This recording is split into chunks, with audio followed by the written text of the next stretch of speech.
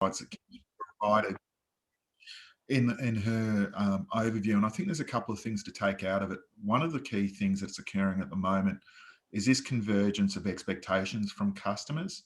And for the first time, I've sat in a presentation around energy. I don't think I've heard customer mentioned so much. Michael, can you just pull up the first slide, please? Sure. Thanks, mate. Now, for me, this is one of my favourite subjects, how to manage the transition. And there's a number of key elements that have come out through Kim's insights. And one of the key ones is, in a post-COVID world, a skill that every aspiring senior established leader must have is not only the ability to handle the changes in the environment. And if you think about the way that Kim explained that organisations are working now, traditionally the model that energy has traditionally had is you can have it in any colour as long as it's black. Moving along, what is also becoming quite clearly evident is that people are looking for resilience. And that's because the change is happening so quickly.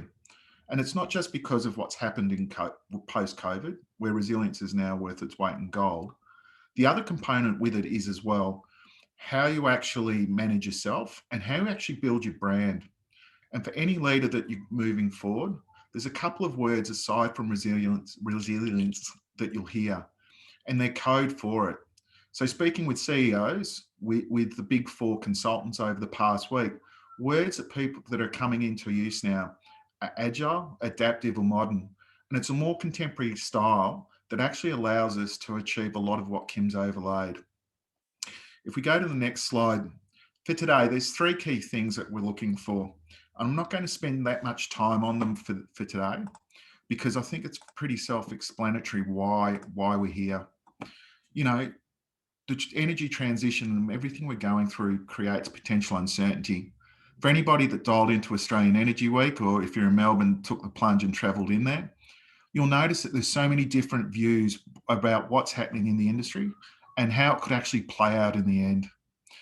And as Kim noted, nobody actually knows. Everybody in this call is going to have different views about how they see it. But the key thing is, always think about how you present yourself and your personal brand. Are you seen to be an expansive thinker? Are you prepared to change? And are you prepared to take others on the journey?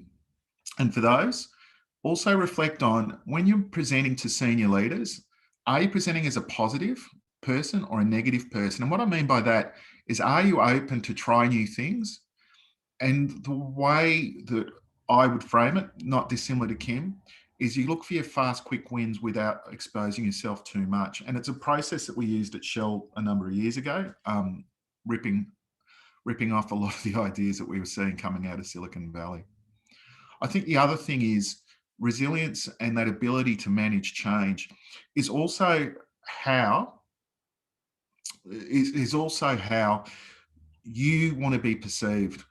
And I'm going to give you some frameworks that I've used since day one, starting many years ago, I won't say how long, around how to ensure that when I was focusing on activities or issues, were they something that I could control, or were they something that I was burning my time and energy upon, and when I was going to get nowhere with? The other one is a key concept that we talked about last time, and that's leveraging and strengthening your personal brand. What we want to try to do out of today is start getting you to think about how you can present and build that positive change that's sustainable, that you roll with any activity, that you adapt to it quickly. And not only that, you become seen as somebody that's got high energy levels, you're adaptive to what's going on, and you're an agile leader. Whenever you listen to Kim throughout her talk, there's a couple of key things that came out. One is looking for the ability to manage and adapt quite quickly. So even going from a problem statement and actually understanding what the customer's point of view was, in many senses is quite revolutionary for our industry, and something that we're just starting to get our heads around. Michael, if we could go to the next. You there, Michael? Thanks, mate. Now, there's any day you could open up the paper, whether it be the AFR, whether it be news.com, And everybody has an opinion on energy these days and what it actually means. And increasingly, we've got the 4Ds that are causing the ultimate D, which is disruption.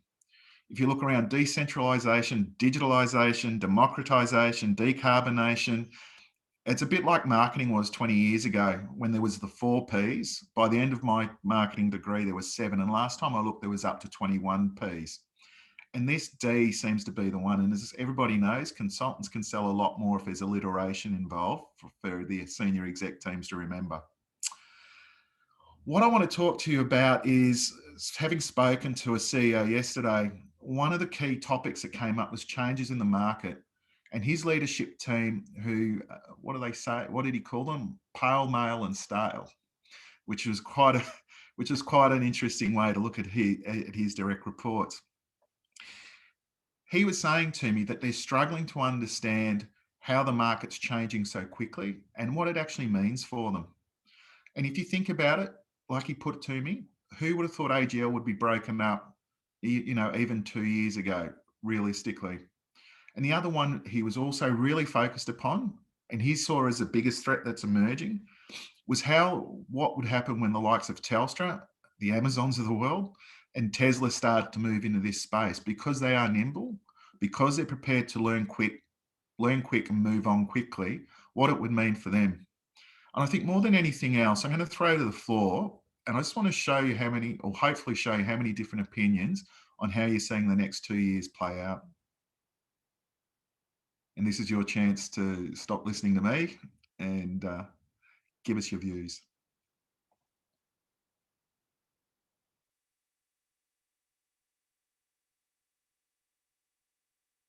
I think I'm going to use the call of 2021 on you, Keaton. Unmute, mate. Maybe can you kind of articulate the question a bit more in terms of, so you said in the coming 2 years, so is it what changes, specific changes or general changes? Just the high level changes. Mm-hmm. Andrew, Pete here from Yarra Energy Foundation. I would say one of the changes yet to really sink in from a government point of view necessarily. Electric vehicles and the capacity of storage in those electric vehicles and how that is integrated into the grid when they are plugged in for home use or charging stations from battery in an apartment block. That has wider implications for obviously the grid in general, but also how grid operators deal with and work with those residences that do have charging stations or electric vehicles rather. So I think that is something that is a huge unknown, and how that's going to play out and work in the integration with the grid would be my comment. And it's a really interesting view, Peter, because the last thing I did with Gemini was managed EV trial back into the grid. And even then we were having people resist it because it was against the traditional model of, us pumping electrons in rather than seeing the rise of prosumers. Mm. And I guess that's one of the key things that a lot of the senior execs are saying is, how do they get, rather than their change agents just driving the change, how do you as a leader build the skills and build that compelling narrative to actually drive the change yourself? Has anybody got any more views before we move on? Well, I'll jump in with 2 cents around, or Justin, I think you were going to say something. Yeah, go for it. Yeah, so a potential wild card I reckon could come out is another round of announcements of coal-fired power stations closing, being brought forward in their schedules, which I think will sort of throw a bit more turmoil in the whole NEM landscape. Yeah, I'd agree with Justin. A lot more kind of uncertainty in different those closures, but also what happened yesterday is going to create more diverse opinions as to what should happen and when. Yeah. I'll throw something in if yeah. Yep. Yeah. I think we're going to see a lot more attention around smart grid and energy management systems and energy as a service, incorporating that. I mean, I'm up to my neck at the moment doing trial projects in that sort of area, and the interest level is extraordinary, because it's actually moving to the point now where you can actually do this rather than talk about it. So and I think it's going to be more than just the sort of the early adopters, kind of techie DIY sort of folks, increasingly getting interested in it as they see the benefits from it. Yeah, and I guess my point is there's so many different ways this industry can go and the changes for consumers, because ultimately for the first time due to technology and the emerging tech, and it's Moore's law, it's essentially compressing the costs, we're all going to have to react differently. And I guess if we go to the next slide, there's a couple of things I'd like to share with you. During uncertainty, Michael, if you could just bring it up, please.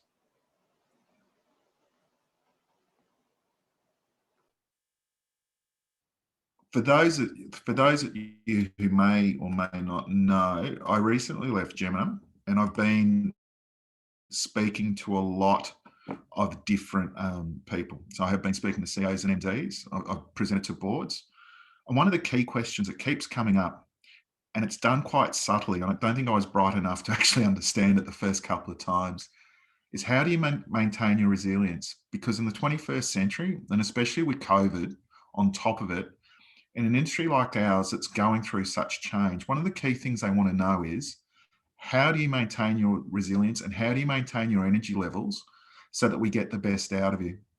And it's essentially come down to five buckets that I've seen continually, and I'd like to share them with you, because as you progress, one of the key things you've got to take into account is there's always a subtext around what people are asking you. So there's the mental aspect, there's a social aspect, and that's around essentially, how do you maintain your optimism? How do you maintain your tolerance for uncertainty in environments that we can all see we've all got slightly different views on? The second component is around that social. And I think one of the key things that's come out of COVID, and a number of things I've spoken about to people, is how cyber communities have grown in importance just for the social connection as well. And also it helps build trust. With a lot of the brands that are going to succeed and a lot of the energy companies that are going to succeed, it's going to be, how much do I trust you to share my data? And that plays a massive role in what we're seeing. The third one is career, and this becomes really important. Do you own your outcomes is always a curveball. The other one is your professional networks, and organizations like AEI are fantastic because it shows that you're prepared to learn and adapt and keep learning and pushing yourself. Purpose is a really good one. And what it is around that sense of self-awareness, the clarity of what you're doing. So are you compelled to actually adapt? Are you prepared to learn? And more than anything else, if you see it as a negative, are you prepared to own it? And if you listen to what Kim was saying, what the really good tech companies are good at and why they pose a threat to our industry is they learn fast and move on, and they use failure as a means of learning rather than a smack across the head. The last one is the physical. And I think more than anything else, this is where the last 12 months has really come into play. And that is, how do you actually manage your own time? A lot of people, they call it COVID kilos. People have probably got other names, COVID pounds if you're from the States or France or somewhere like that. How do you actually ensure that you're physically going to present the best possible way you can? Nutrition. There's been so many articles around how people's diets have changed. And then the last component is the behavioral component. And that is, are you actually looking after yourself? How often, are you having a drink? And there was a lot of jokes that at 5 o'clock, the bar was open, and that was going on for the majority of last year. But if you're going to present yourself and you're going to be able to manage change, you need to present the best possible you. And these are the sort of questions that are coming through the interview process, through just kicking a lot of tires and having the conversations. And I think it's something you've really got to be ready for, guys. And in that vein, there's a couple of key things I'd like you to do now. One is just take 5 minutes to have a look at those key elements and just jot down quickly, what are the key three things that you think you're doing well from across the 5 different buckets? And what could you be doing better to maintain your resilience? So if we could just take 5 minutes on that, that would be great. Don't overplay it. I know there's a few engineers on here who'll go into greater detail than a marketer ever will. But if you could actually just jot those down, that would be fantastic. So I'll count you in for 5 minutes.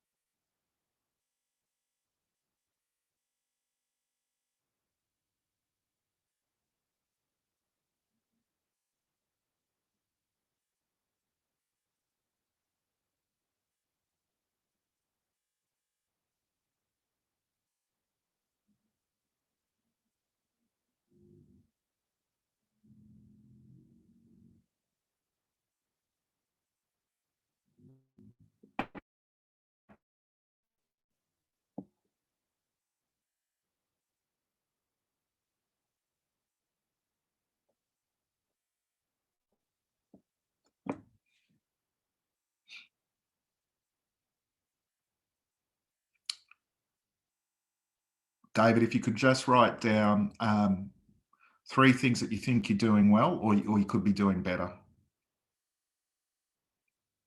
Out of the five planets, we'll call them. And there is a 6th planet, which is financial, but I don't think it's your employer's interest.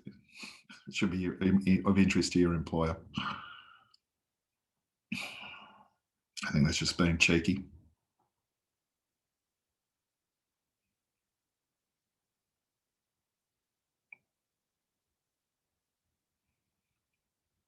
Two more minutes, guys.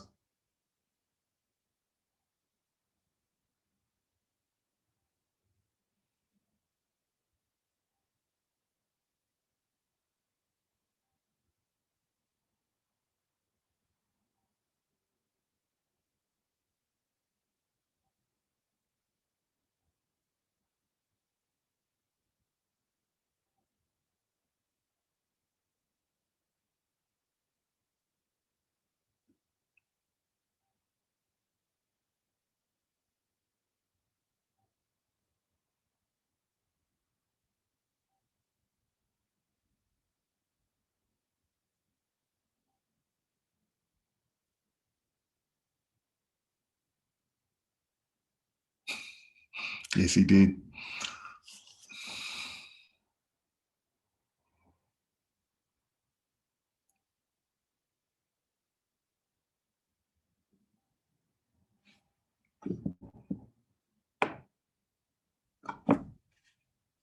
So who wants to share their thoughts on what they're doing well at the moment? There's always a flip side. I'll ask what people could be doing better.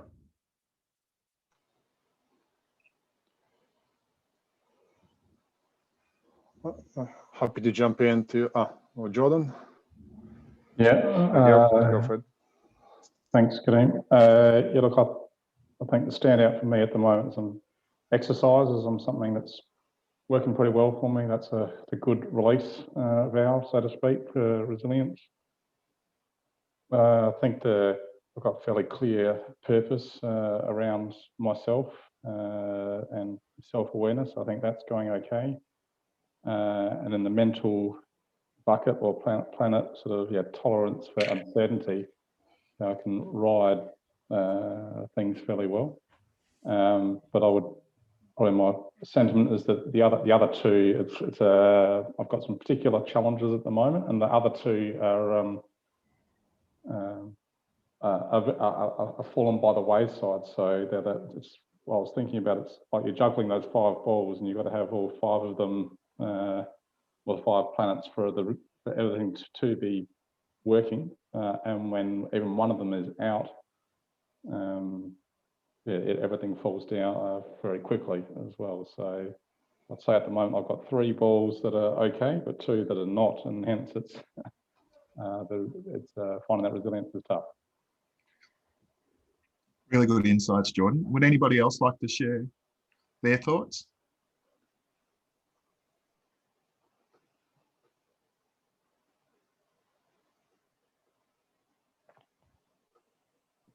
I think Right. just Kim here. I'm just thinking that over COVID, it really, dawned on me how important that mental and the physical part were. I sort of thought I could get away without those too much, but really, if anything, that strengthened that understanding and seeing the direct relationship emerge as the kilos went on and the physical activity dropped. The social component as well became really important too. So you could sort of see in that little ecosystem of COVID just really how important each of those are to maintain. And if anything, I got better at finding new ways to try and juggle those balls. So it was good. That's great. So the reason I presented it is, having been interviewed a number of times, it's made me think about how I could present better. And I think if many of you end up applying for senior roles, start thinking about it, because COVID actually has changed the way that we look at things.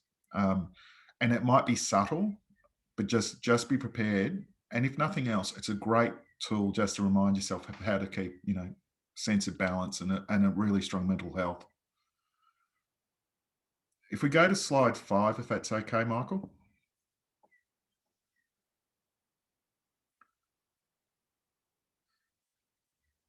Now, this is one of my favourite tools that I've ever come across, and I was exposed to it in my very early days at Shell. And for those that you have known me, have worked with me, it's something I'll talk about when formulating a strategy, not just for businesses, for the business, but also personal growth. And it's a tool I often talk to with people in my team, especially when they feel overwhelmed.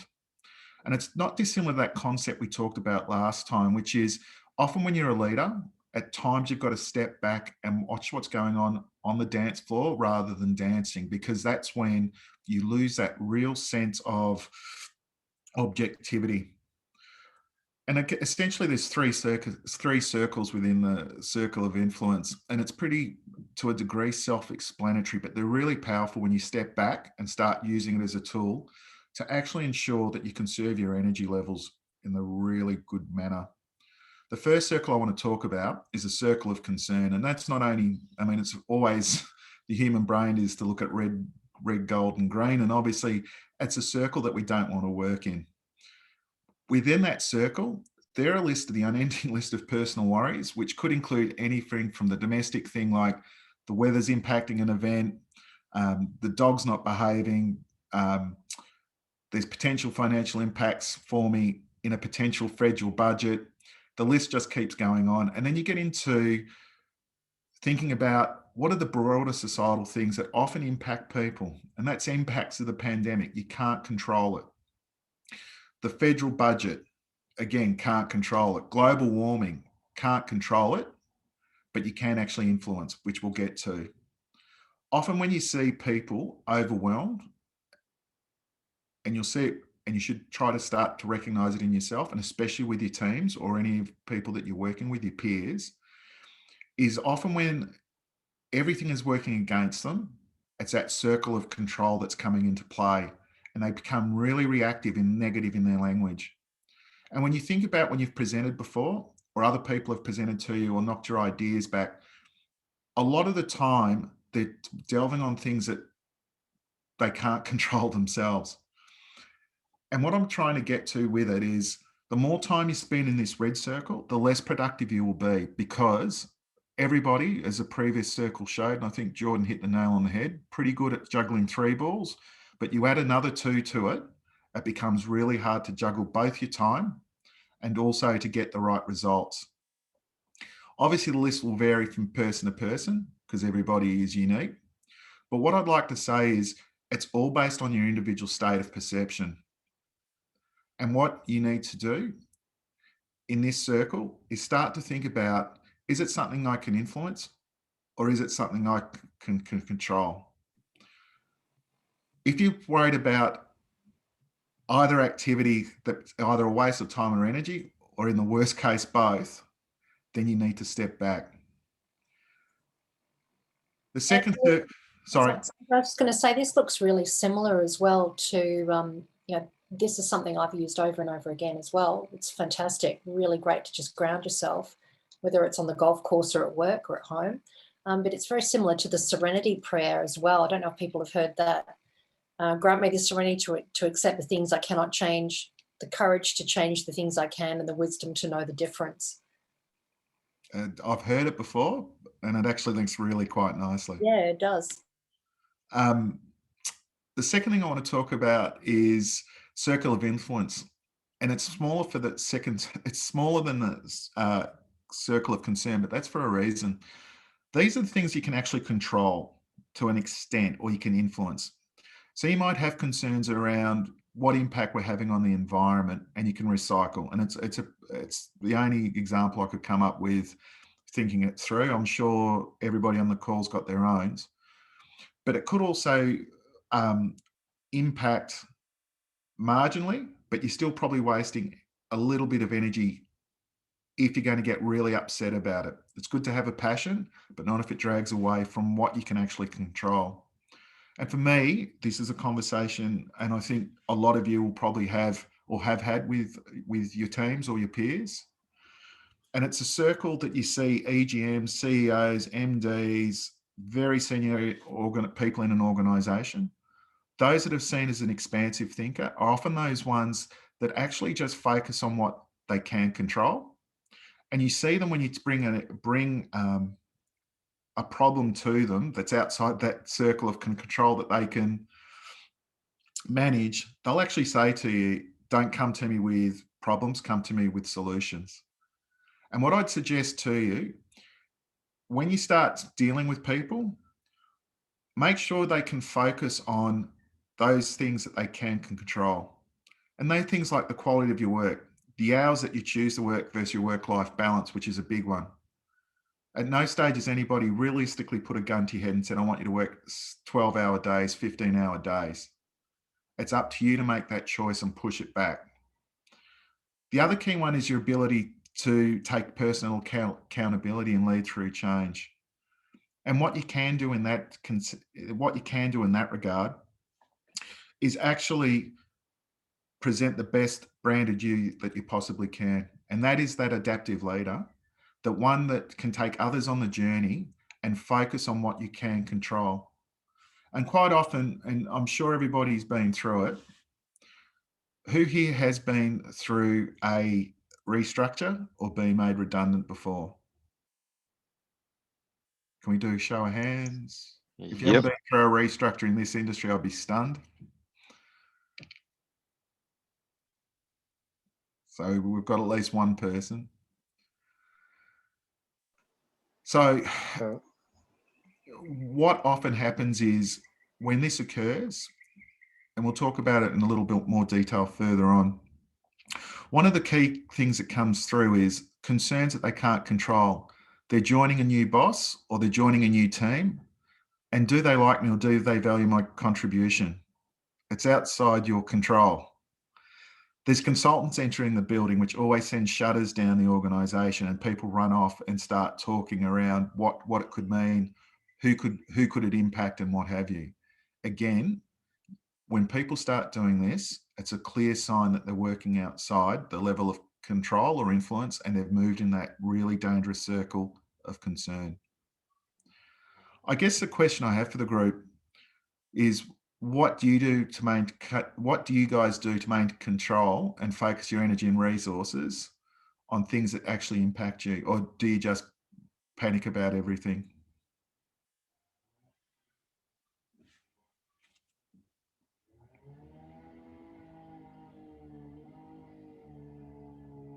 I found it's really useful having a really clear scope of what I'm doing and getting that agreed.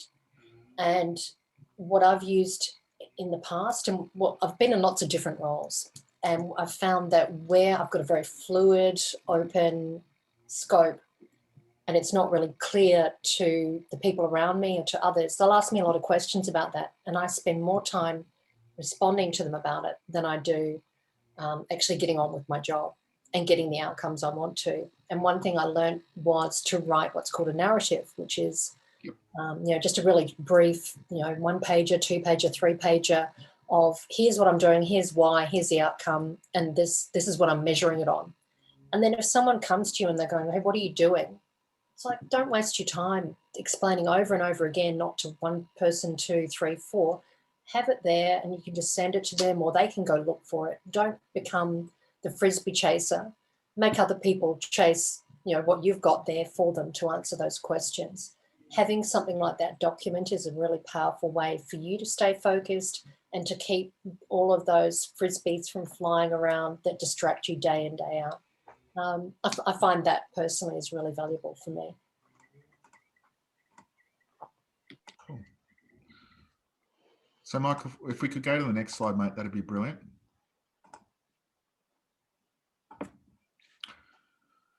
And I guess in the process of time, there's a couple of key questions that you can take away and start thinking about.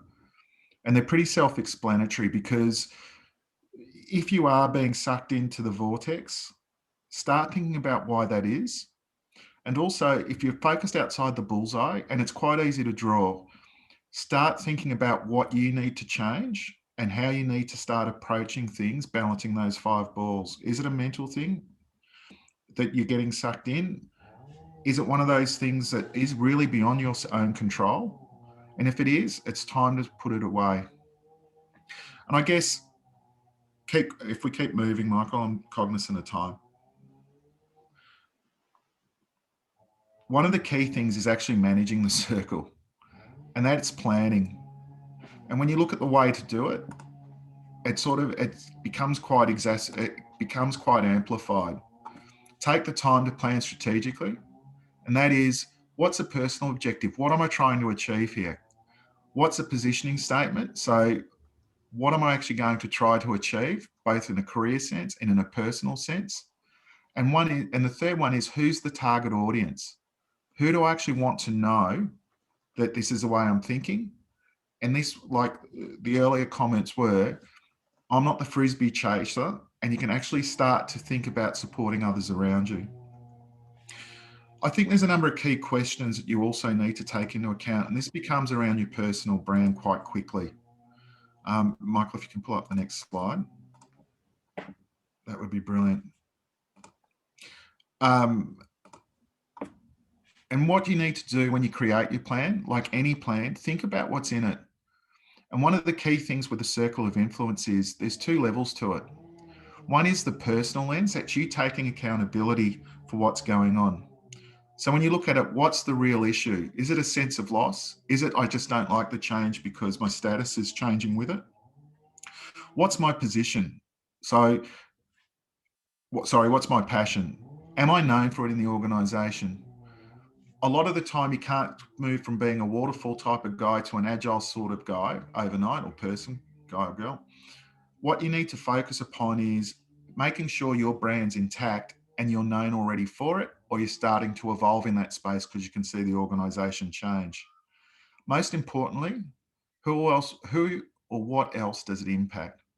This is a really key question, because to my point last time we all caught up, think about the way other stakeholders are going to take it into account. Now I'm going to move to the next slide, and this is a really, if we can go to slide 10, Michael, because this is a really key concept. And it's the Sarah curve. And I don't know, has anybody come across the Sarah curve before? I'm surprised more people haven't. Yeah, it's also called the change curve. Yeah, I've seen it called Sarah. I've seen all sorts of same thing for grief curve. So when there's grief over loss of job or loss of a loved one or something like that. Yeah. So the reason I'm going to bring it up is one of the key things with managing change and being seen as an adaptive leader is actually recognizing that at various points when change occurs, the people are going to be on different edges of the spectrum on how they're taking it. So by understanding this change model, which links directly back to a circle of influence, what you'll actually start to see is some stakeholders will actually move through the project at different rates.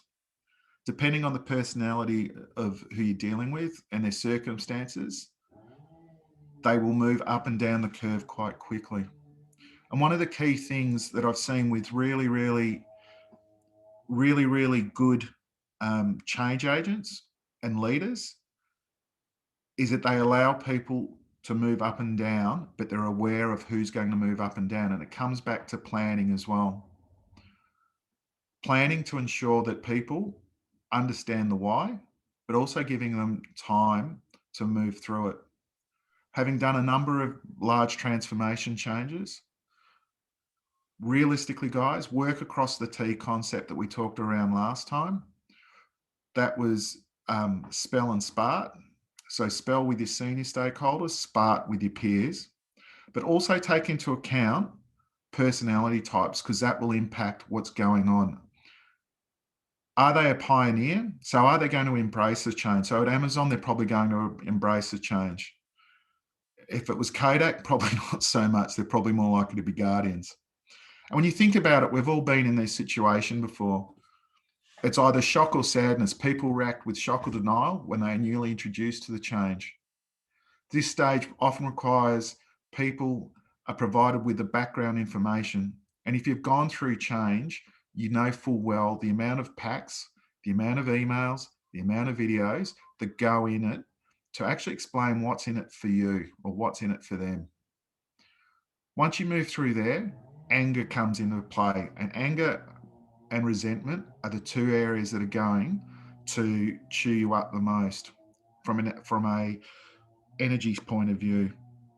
Often when you see people go through this anger, it can actually burst out in people that you didn't expect. From people across the organisation, and I'll tell you a personal story here. One of the sponsors of a large-scale change program was one of the angriest people because he actually didn't realise his sense of loss that was going to occur with changes to the organisation. That's why it's really important to actually map it out. And it was a blind spot for the change comms person that they actually hadn't gone through and mapped out what the likely responses were. Throughout all of this anger phase, this is often when you will see, the support functions, the EAPs, employment assistance programs, cards given out. What you often need to do in that space is focus on the things that the person can actually impact again and really bring them back to that centering piece. What you will then move into is that resentment or rejection phase. You often see resentment because people do not like change. And what it comes back to, it's not the change per se, it's that sense of loss, either loss of status, loss of working with somebody they like, or even loss of just connectivity with what's going on. One of the final stages that you'll come through is acceptance. People at this stage will actually come through and accept what's going on. They might not like it, but they will actually live with it. When people embrace the change, all of a sudden, the benefits that you wanted to implement will come along. And essentially, when we get to the last part, harmony or happiness is the other H I've seen in the past. What it will actually do is embed the culture that you wanted to. One of the key things you've got to take away from this slide is it is a slide. So you will go up and down the slide at various stages and people will move through it. And one of the key things you've got to take into account is people will fall back into old habits if you as the leader don't demonstrate, reinforce, and talk about what the new normal looks like for people. I guess there's a couple of questions I'd like to ask the group, and then we've only got one more slide after this. Who has actually seen the Sarah curve in action? Who actually feels like they've been on the Sarah curve, and how did it actually make you feel? And how did it impact people around you? So were there leaders that were exceptional at embracing the change, or were there others that really struggled with it? So there's 3 questions there. Can I jump in? Yeah, sure. Hi, sorry, I'm eating the dinner. That's why I didn't have my camera on before. But it's that's the timing of this workshop that I'm just finishing work and it's the dinner time. So what I wanted to give is an example that I had in my previous job when I was working with the university, and I was responsible for setting up the online campus for online teaching during COVID. And I noticed people going through this curve. Some of them just jump over the valley. So they just completely went on board. Yes, this is what we are doing. But there are some that stayed there very long. And in fact, only the pressure from the top, so the fact that they didn't have any other option, made them kind of, climb up with the big push from the bottom. So I guess I've seen that in action, and I can tell that many different people react to changes in a different way. And I guess the approach that I took with this one as a leader of the project was that I knew that the change is going to happen no matter what, because the universities went offline and there was no other option. They could quit the job or start teaching online. But there were some people that that jumped in. They were the pioneers. They were perfect because they gave me like a perfect example. Oh, this is how we're doing it.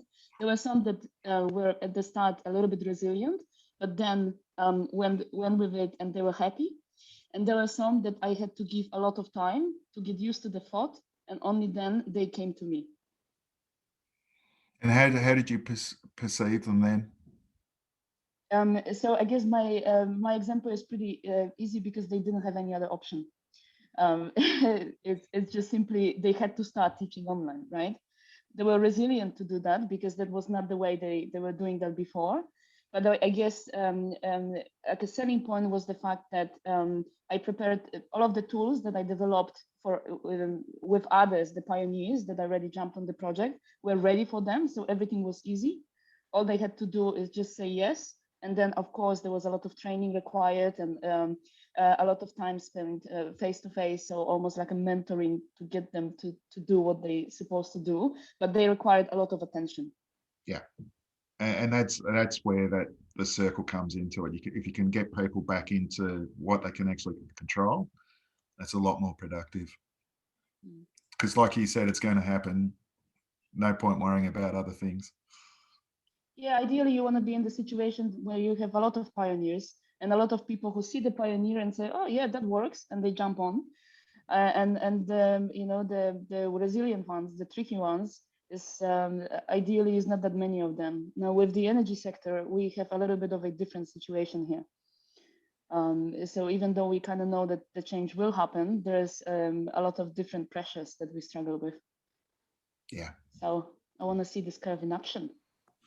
We used to have the same on a lot of especially talking about going to smart meters. You'd see that on the customer side, but also within the energy companies themselves, the way that things would be shifting with every project. You break it into maybe 200 different projects that would all have that change curve happening, and they'd be going through the valley of despair. And having just simple communications, like you mentioned, that those change pioneers or the change champions showing and modeling what good looks like and what the future looks like, that's really helpful. But also just frequently asked questions and availability of information. And then, like Andrew said, the leaders who are walking the talk and showing this is where we're going and making that very public, that really helps, because it's hard for a leader to back down if they've marketed that something is happening and that this is our future and this is where we're going. Then people who are stuck in that valley of despair are going to be, well, either, it's okay to say no and okay to say I don't want to be part of this. That's natural as well, that natural attrition. And I think understanding that as a leader, that you will get members of your team or members of your organisation, even important ones sometimes, who make that natural selection not to be part of that future direction, and just be ready for that. I think it's important too. Yeah, and I think it's a good point, Kim, because I think a lot of the time in Victoria, that's why we actually haven't harnessed the power of the smart meter, because there was a resistance to actually embrace it initially. It's only since we've had people like yourself move in and others from other industries who actually really get into the data sphere that, you're starting to see the real positives come out of it. Now I'm really cognizant. I'm standing between a lot of people and dinner. So Michael, if we could just go to the last slide. There's a quote in there I love, and I've used on numerous occasions in different forums, especially around change. And it's from Tolstoy. And the one is, everyone wants to change the world, but no one wants to change themselves. And time again, you'll see people buy into change and say, yeah, I'm all for it. And it's often those senior stakeholders who didn't expect would go into meltdown when you said, well, it's going to impact you, that you see a whole new side of some of your senior leadership. And I guess the key thing is for us, the only constant in life is change, but there's such an accelerated speed at the moment, especially around, new technologies, new competitors.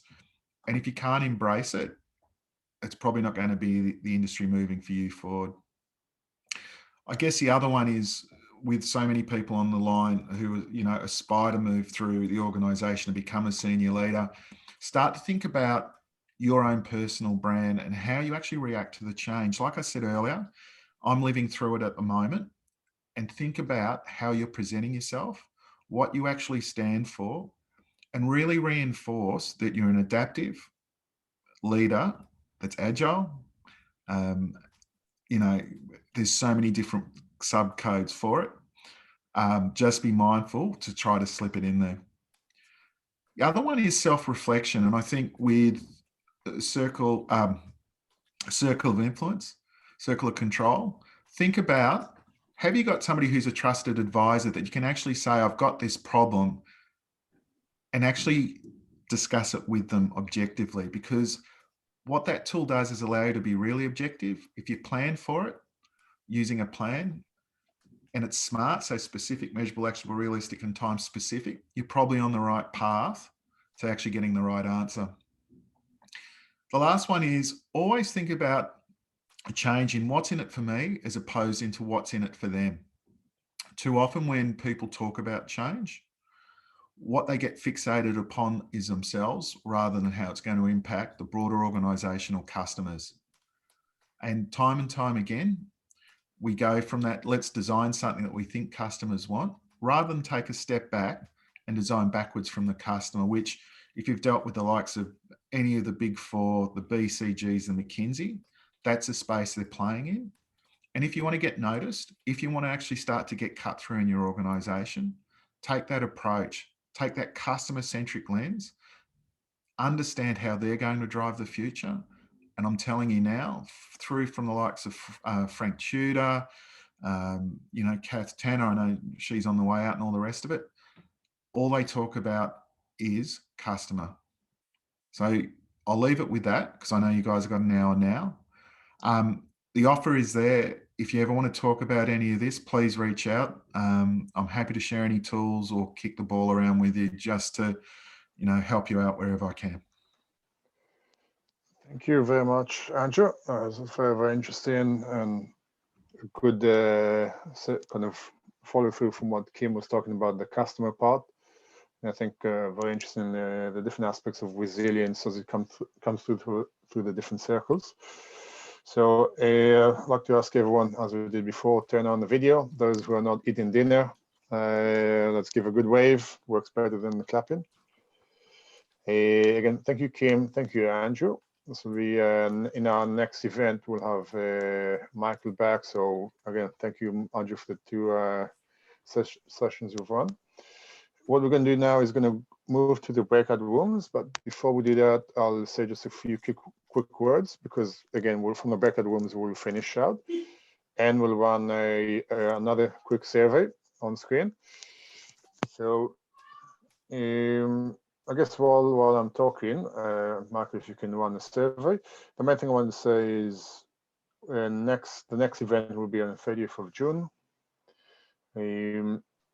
We will be talking about mentoring, and I think that's an aspect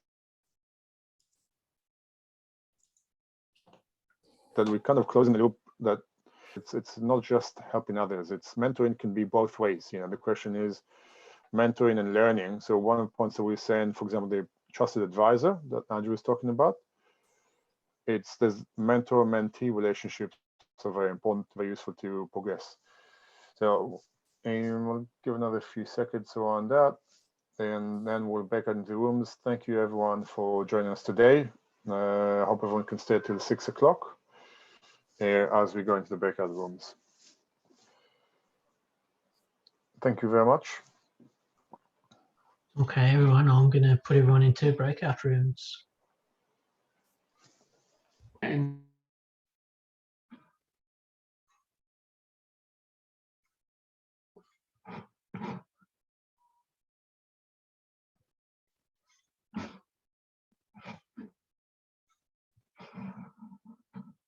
hello, Kim and Charles. I'm not sure if you guys are still there, but I'm happy to pop you into one of the breakout rooms if you like. I'm just about to leave, Michael, so I'm That's going to go off and that's have fine. dinner. Thanks for sticking with all through and No, for no sharing problem. your experiences. And I think you did a good tag team with Andrew there. So Yeah, no, thanks very much for your wonderful. time in the beginning and all the way through. Oh, no, thanks for your coaching to get me to the point where I was relevant. It was wonderful. Thank you very much. Enjoy the rest of the session. All right, thank you, Kim. Thanks. Bye. Bye.